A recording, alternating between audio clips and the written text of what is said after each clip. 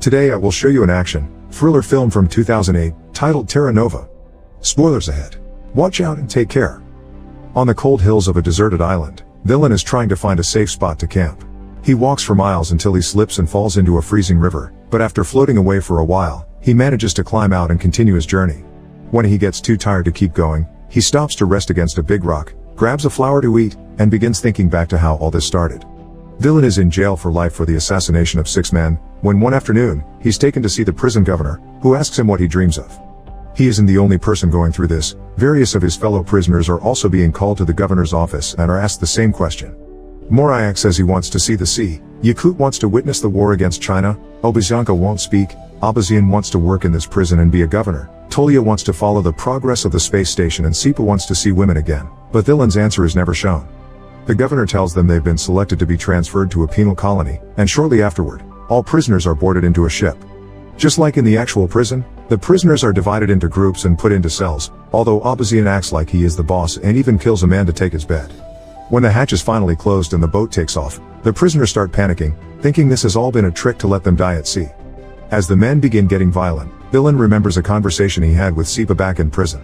Sipa has some severe mental issues and would always draw on the wall and talk nonsense, but that day, he mentioned heaven and hell not having any seats left and a third purgatory-like place being prepared for people like them. Julien had thought it was more of his usual nonsense back then, but he's starting to see the merits of it now.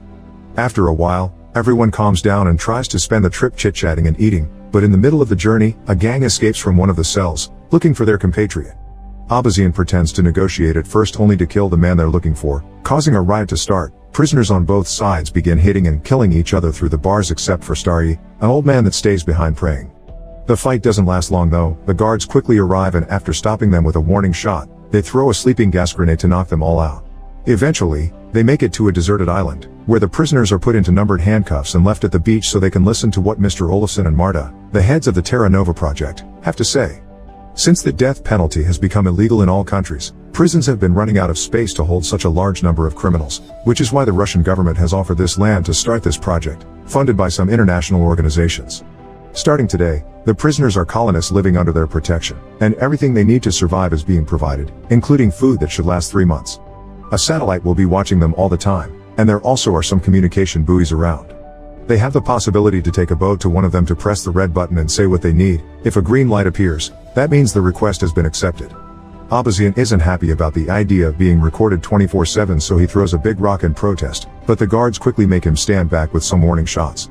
Marta clarifies that the buoys can also be used to ask to leave the project by saying their name and the reason why they want to leave. If they do, they'll be returned to prison. By putting the buoys on the sea instead of on the beach, they make sure that the decision is thought twice before risking getting on a boat. Before leaving, the guards drop a bunch of keys on the sand, explaining they are numbered to match their handcuffs. The prisoners rush towards them and start fighting over them while Dylan and Sipa stay safely behind, only grabbing the keys that the others drop. Starry also decides to stay behind and watch how a gang forms a line around the keys to keep their rivals out, and a group goes to the crates the guards left to pick up some weapons and attack the crowd with them. Eventually, Ali's gang takes control of the situation. Ali gets a jacket and good shoes for himself and Starry before choosing a man to send out on the boat, but as soon as he grabs someone, the group takes the chance to attack and the fight starts again. Dozens of men die in the fight. Morayak kills Ali with a rock, Abazian kills Starry also with a rock, and the 3 men that get on a boat to reach the buoy fall to the sea and die drowning. All the remaining prisoners go to the warehouse and begin distributing the supplies, and Abazian takes advantage of the tools found to get his cuffs open by force. Dylan packs a bunch of supplies in a bag and grabs himself a jacket while listening to Sipa say there is no way the food will last 3 months. Then he leaves the area to survive on his own and hopefully find a way out of the island, taking us back to the beginning of the story. Dylan explores the island until he finds an area with no snow and a rocky formation that will provide some shelter, so he decides to sit there while looking at a picture of his family that he's kept hidden in his prison uniform. He misses them terribly, and falls asleep with tears in his eyes. Sometime later, he wakes up when he hears some squealing. Turns out the supplies were filled with rodents, and they are now eating through his food and bag. When it starts raining, Dylan finds shelter under the rock formation he saw before, getting a fire going for warmth and heating some water. After it stops raining, he catches a bird and roasts it over the fire. That's when Sipa finds him. As he chit-chats with him, he tries to steal his knife, but Dylan sees him and takes it back. Sipa offers some salt he had with him and his help in exchange for some meat, which Xiling accepts, so Sipa goes to pick up more wood and sees the family picture on Dylan hung on the rocks, which makes him blow a kiss at Dylan's wife. Afterward, They share the bird, and when they're done eating, Sipa walks to the edge of the cliff, explaining he doesn't jump because he's too afraid. He asks Dylan why he won't die either, and Dylan explains it's because of his family. They're dead and he wants to be buried next to them, which can't happen if he dies on the island. The two men fall asleep, and when Dylan wakes up, he finds Sipa has stolen the picture to use it as inspiration for his debauchery. Furious, Dylan beats him up and pushes him off the cliff, but Sipa doesn't die because he doesn't fall into the ocean. He drops on a hill right underneath. But even after this disagreement, the two of them travel together as they explore the island. Sipa easily amuses himself with the trash he finds in the water while Dylan tries to fish, but the only living being they find in the water is some sort of aquatic centipede, which freaks Sipa out. While looking around, Dylan is shocked to suddenly find part of a seaplane among the rocks. It only takes going a bit farther up the hill to find the entire plane, which gives him a bit of hope because he used to be a pilot and would be able to fly it. However, two men aren't enough to move it, so for now, they go back to their shelter. Dylan starts a fire with some matches he had grabbed at the warehouse, but there's something in them that creates a very toxic smoke. He moves away from the fire and drags a sleeping Sipa with him, who at first won't wake up. It takes a few shakes from Dylan for him to finally regain consciousness, but his mouth only continues to spout nonsense, and Dylan realizes the cold will kill them any minute now. The two men decide to go back to the base and see if they can steal some coal. Back in the base, life hasn't been easy for everyone. Abazian and his gang are in control and keeping a routine while sharing the supplies, and Abazian even asks them to call him governor. But they keep anyone that isn't in their team inside the barracks. They only allow them to come out to have a walk in an enclosed area, similar to real prisons, while Estonitz yells at them from the watchtower. When they're sent back, they need to run because whoever is last gets killed to be used as food later. Dylan and Sipa manage to reach the coal box and find the remains of a fire. After walking for so long, they're almost freezing, so they can't help laying down next to the fire and falling asleep. But Sipa wakes up quickly when he hears some noises. The gang is coming over with their latest prisoner for roasting. He runs to hide behind a rock, but Dylan is still out there, so he comes back out to rescue him, but he isn't fast enough and Abazian's men find them and capture them. The two of them are taken back to base, where Abazian tries to decide what their punishment will be for having run away with supplies when they arrived. Yakut tries to remind them that they were on their side during the ship fight, causing Estonitz to insult him for trying to meddle. Yakut replies by hitting him, and this causes the whole gang to team up to hit him in return, earning Yakut a place in the barracks with Dylan and Sipa. They walk around for a while, and when Estonitz announces it's time to return, Dylan stays behind, but Sipa comes back from him and drags him inside with him. They can only watch as the last standing man is captured and tied to a pole, begging for some water as his last wish, so Sipa takes pity on him and brings a cup to his lips before he is killed. Later, before going to sleep, the group discusses the possibility of rebelling. They're unsure because it may be dangerous, but Shram convinces them it's worth trying. The next morning, Tolya shows Abaziankat that he's installed a secret trap in his workshop to catch any potential thieves. After the group takes his daily walk, Estonitz tries to get them back inside to get the usual game going, but only two men run. The rest stand back and come together while Yakut throws a rock at Estonitz to shut him up.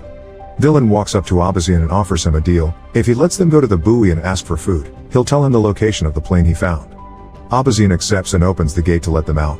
While Tolya and Dylan go with two other men on the boat, Abazian asks his men if they know anything about Dylan, and that's how he learns he was a pilot, that his family died in a plane crash, and he went to jail for killing flight dispatchers at the airport with a rifle. This crime was classified as murder in a state of severe emotional agitation, which Abazian thinks means Dylan has a guilty conscience. As soon as the boat is far enough, he orders the group to go back to the barracks, canceling his deal. Yakut tries to confront them, but he's immediately killed, so Abazian grabs one more man before declaring the game is on again. The group can only run back to the barracks since a fight would be a very bad idea because Abazian's men are armed. Meanwhile at sea, one of the men falls off the boat, but they catch him just in time and drag him back up. Tolya reaches the buoy and asks for help, but it's broken, and not even his tools will help. They go back to the shore and Dylan tells Abazian that food is on its way, but Abazian doesn't believe him because there wasn't a green light of confirmation. Tolya reminds him of the existence of the plane, but Abazian doesn't believe that's true either, but it inspires Obazyanka to move around with his arms open like one. Abazian finds this distracting and grabs him by the neck, so Tolya uses the chance to come at him from behind and kill him. Two other members of his group, Amurbek and Ertsanov, kill the rest of their gang and watch Estonitz run away before they can catch him as well. They ask Dylan what to do next, and he asks them to free the men from the barracks because he swears food is coming and they just didn't see the light because it was broken. The men are skeptical about this and remind him now they have plenty of bodies to feed on later, but Tolya thinks they should be buried. Dylan reminds him about the plane as well, so Amurbek and Ertsanov finally accept. They free the prisoners and tell them they'll be waiting a few days for the food to arrive, but they won't be using each other as food anymore, so everyone needs to stay calm and cooperate. They'll also send a group to rescue the plane, which they'll put in a hangar they'll build and slowly repair it to escape later. Suddenly, Sipa interrupts their plans, claiming there's no satellite, while writing an SOS message using sand and 3 bodies.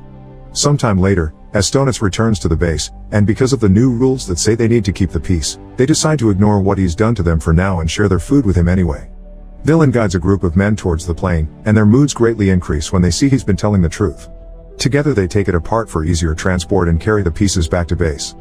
Eventually, Marta arrives at the island with a bunch of guards. They use gas to keep the men away, but they do allow Villain come to talk to her and discuss the list of things they've requested.